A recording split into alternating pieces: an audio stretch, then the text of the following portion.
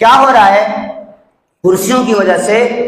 अब कुर्सी मस्जिद में रहती है, हम लोग भी आते हैं, कोई मीटिंग होती है, कोई मामला होता है, आके कुर्सी पे बैठ जाते, होता ही नहीं होता है। रमजान का दिन आएगा, अब चलो चाय भी ले आओ, खाना भी ले आओ। अब ये मस्जिद है, ये हमारा घर का सोफा है, क्या है? आइंदा ये सब होगा ये, और आप रोक नहीं सकोगे, बोल नहीं सकोगे।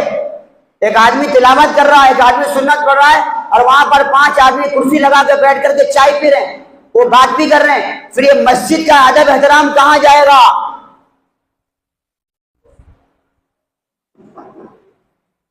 इसलिए मेरे भाइयों, अल्लाह से डरो।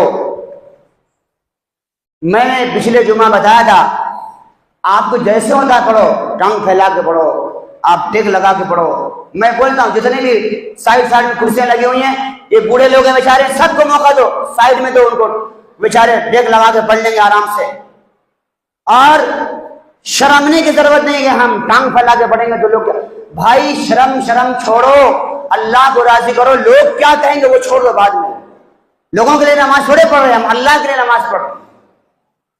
लिहाजा कुर्सियों का रिवाज जितना हो सकता है आप अपने आप को अवॉइड करने की कोशिश करो। नहीं, हम नहीं पढ़ना है, हम तो जमीन पर नमाज पढ़े।